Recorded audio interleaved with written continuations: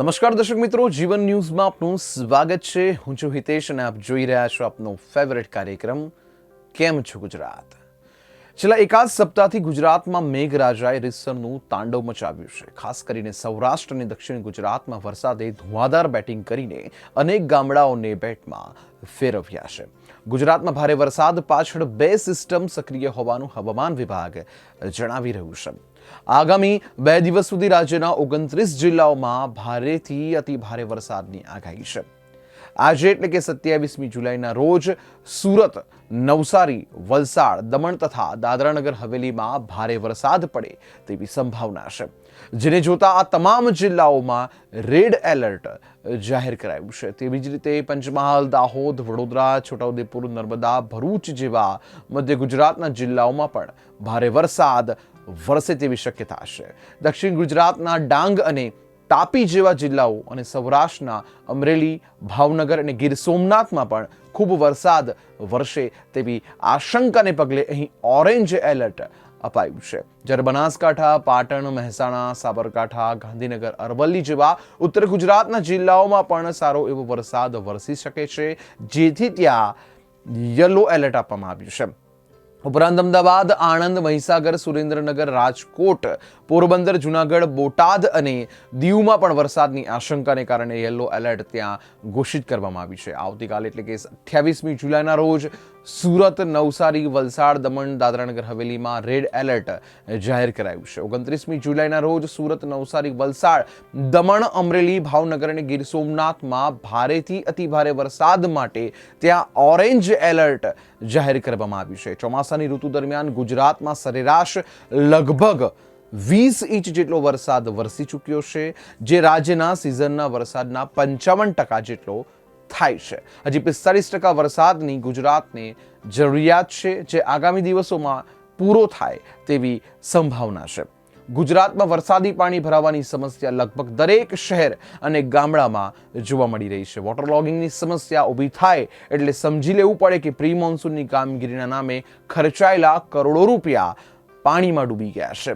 ખેર, ગુજરાતમાં રખડતા ઢોર, બિસ્માર રસ્તા, ફૂટપાથ પર ગેરકાયદે દબાણો સહિતના મુદ્દે એડવોકેટ અમિત પંચાલ દ્વારા હાઈકોર્ટમાં કન્ટેમ્પ્ટ પિટિશન કરવામાં આવી હતી અને જેની સુનાવણી દરમિયાન હાઈકોર્ટે અમદાવાદ કોર્પોરેશનને છેલ્લા 3 વર્ષમાં બનાવેલા રસ્તા અને તેના રિપેરિંગના કામોના વિગતવાર માહિતી રજૂ કરવાનો હુકમ કર્યો હતો.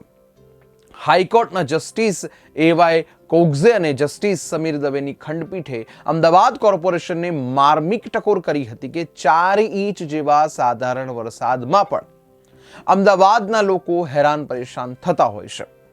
રસ્તા પરથી વરસાદી પાણીનો નિકાલ કેવી રીતે થાય છે તે અગત્યનું છે, બાકી બધું વ્યર્થ છે. ખેર, ગુજરાતમાં વરસાદનો કહેર તો છે, પણ સાથે સાથે ચાંદીપુરા વાયરસ આરોગ્ય વિભાગની ચિંતામાં વધારો કરી રહ્યો છે. છેલ્લા 1 સપ્તાહમાં ચાંદીપુરા વાયરસનો કુલ મૃત્યુ આંક હવે બમણો થઈ ગયો છે. વાત એવી છે કે 19મી જુલાઈ પહેલા ચાંદીપુરાથી રાજ્યમાં 20 બાળકોના મોત થયા હતા, જે હવે વધીને 48 થઈ ગયા છે, જે ખૂબ જ ચિંતાજનક બાબત છે. હાલમાં રાજ્યમાં ચાંદીપુરાના એન્કેફેલાઇટિસના કુલ 127 કેસો છે, જેમાં વાત કરીએ સાબરકાંઠામાં 12 છે, અરવલ્લી અને મહેસાણામાં 7 કેસ છે, અમદાવાદમાં પણ 12 કેસ છે, પંચમહાલમાં આંકડો 15 પર જાય છે. રાજ્યમાં ચાંદીપુરાના કેસો ઝડપથી વધી રહ્યા છે. ચાંદીપુરા વાયરસ પર નિયંત્રણ લાવવા માટે આરોગ્ય વિભાગની ટીમોએ રાજ્યના જુદા જુદા વિસ્તારોમાં 42,637 ઘરોમાં સર્વે હાથ ધર્યો હતો. ઉપરાંત રાજ્યના 5.45 લાખથી વધુ ઘરોમાં મેલેથિયોન પાવડરનું ડસ્ટિંગ કરવામાં આવ્યું હતું. હકીકતમાં ચાંદીપુરા વાયરસ જે છે માખી અને મચ્છરથી ફેલાય છે. સેન્ડ ફ્લાય નામની માખી ચાંદીપુરાના વહન માટે આ જવાબદાર માનવામાં આવે છે.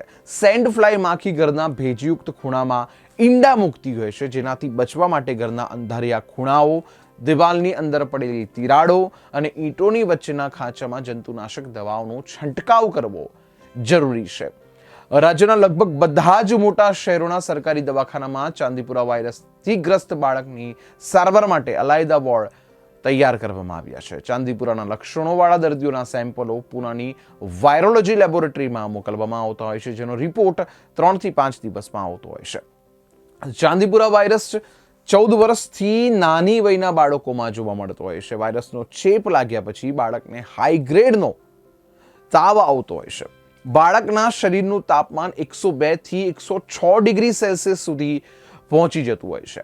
તાવની સાથે સાથે બાળકને ઝાડા ઉલટી થવા કે ફચી ખેંચ આવવી, બાળકે બેભાન થઈ જવું જેવા લક્ષણો ચાંદીપુરા વાયરસ તરફ ઇશારો કરે છે. આવા લક્ષણો ધરાવતા પેશન્ટને તાત્કાલિક ધોરણે હોસ્પિટલમાં દાખલ કરવો જરૂરી છે. જો એની સમયસર ઇલાજ કરવામાં આવે તો એના બચવાના ચાન્સીસ વધી શકે છે. ડોક્ટરોના મતે આ વાયરસની ચોક્કસ સારવાર શક્ય નથી, પણ એમાં લક્ષણો આધારિત સારવાર કરવામાં આવતી હોય છે. ચાંદીપુરા વાયરસ સામાન્ય રીતે સેન્ડ ફ્લાય માખી અથવા મચ્છરથી ફેલાતો રોગ છે. આ ચેપી રોગ નથી, એટલે એનું સંક્રમણ ફેલાવાનો ખતરો હોતો નથી. ચાંદીપુરા વાયરસનો પહેલો કેસ મહારાષ્ટ્રના ચાંદીપુરા ગામે જોવા મળ્યો હતો, જેને લીધે આ વાયરસનું નામ ચાંદીપુરા રાખવામાં આવ્યું છે. આ ભેદી રોગને કારણે ભૂતકાળમાં પણ અનેક બાળકોના મોત થઈ ચૂક્યા છે.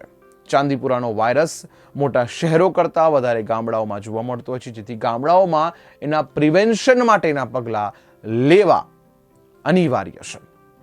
દર્શક મિત્રો, કેમ છો ગુજરાત માત્ર કાર્યક્રમ જ નહીં, પણ તમારા સુધી પહોંચવાનું સચોટ માધ્યમ છે. આપના હૃદયને સ્પર્શવાની સોનેરી તક છે. આપની સાથે કનેક્ટ થવાનો યોગ છે, અને સાથે સાથે સમાજ જીવનને અલગ રીતે પ્રેઝન્ટ કરવાનો મોકો છે. અમારો દાવો છે કે કેમ છો ગુજરાત કાર્યક્રમ જોઈને તમે અમારા દોસ્ત બની જશો. મિત્રો, કેમ છો ગુજરાતને દર્શકોના પ્રતિભાવ મળી રહ્યા છે. પહેલો મેસેજ વડોદરાથી આવ્યો છે. રાજેશભાઈ લખે છે, બુધવારે વરસેલા ધોધમાર વરસાદની અસર હજી એ વડોદરામાં વર્તાઈ રહી છે. શહેરના પૂર્વ વિસ્તારમાં છેલ્લા 48 કલાકથી પાણી ઓસર્યા નથી. ઘણી સોસાયટીઓ એવી છે જેના ઘરોમાં ઘૂંટણસમાં પાણી હતા, જોકે હજી એ એમની સોસાયટીના રસ્તા પરથી પાણી ભરાયેલા છે. વડોદરા કોર્પોરેશને પ્રી મોન્સૂનના કામગીરીના બહાને કરોડો રૂપિયાનું આંધણ કર્યું હતું. પ્રજાના પરસેવાના પૈસા આજે પાણીમાં ગયા હોય એવું સ્પષ્ટ લાગી રહ્યું છે. રાજેશભાઈ, આપનો ખૂબ ખૂબ આભાર. કેમ છો ગુજરાતને મેસેજ મોકલવા બદલ તમારો આભાર. બીજો મેસેજ નવસારીથી આવ્યો છે. અલ્પેશભાઈ લખે છે, પૂર્ણા નદીમાં પૂરની પરિસ્થિતિને લીધે નવસારીના નીચાણવાળા વિસ્તારોમાં પાણી ભરાઈ ગયા છે. જોકે પૂરના પાણી ધીરે ધીરે હવે ઓસરી રહ્યા છે, પણ હજી એ કેટલાય કાચા પાકા મકાનોમાં પાણી ભરાયેલા છે. પૂરના અસરગ્રસ્તોને સરકાર તાત્કાલિક અસરથી સહાય આપે તેવી અમારી માંગણી છે. નવસારી જેવી જ સ્થિતિ દક્ષિણ ગુજરાતમાં અનેક જિલ્લાઓમાં છે. ભારે વરસાદના કારણે ઠપ થયેલું જનજીવન ધીરે ધીરે ધબકતું થઈ રહ્યું છે.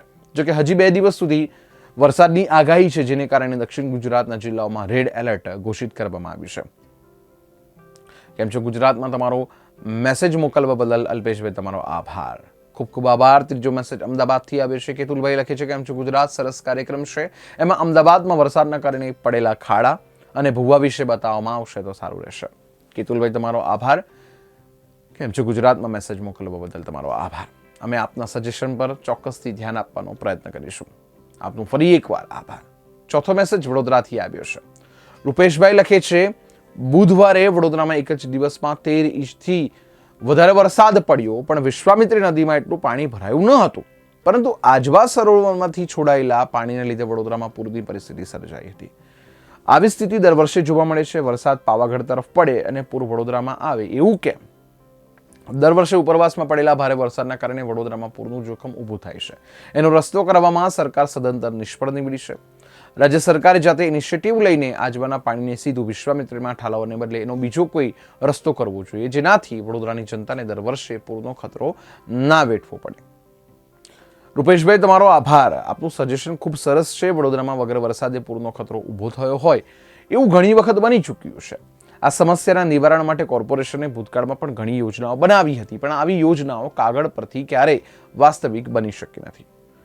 રૂપેશભાઈ, કેમ છો ગુજરાતમાં મેસેજ કરવા બદલ તમારો ખૂબ ખૂબ આભાર. દર્શક મિત્રો, તમે પણ બાજુ પર લખેલા નંબર પર તમારા પ્રતિભાવો વોટ્સએપ કરી શકો છો, પણ હા, એમાં તમારું નામ, વિસ્તાર અને શહેરનું નામ લખવાનું ભૂલતા નહીં. ગ્રહો અને નક્ષત્રો પોતાની ચાલ હરપડે બદલતા રહે છે. નક્ષત્રોની આપણા જીવન ઉપર પણ ખૂબ અસર પડે છે. જ્યોતિષ વિજ્ઞાન મુજબ કયો ગ્રહ અને નક્ષત્ર તમારી કુંડલીના કયા ઘરમાં જઈ રહ્યો છે તે મુજબ તમારું જીવન પ્રભાવિત થતું હોય છે. ક્યારેક આપણને સફળતા મળે છે અને ક્યારેક દિવસ સામાન્ય પસાર થતો હોય છે. તો ચાલો જાણીએ કેવો રહેશે તમારો આજનો દિવસ?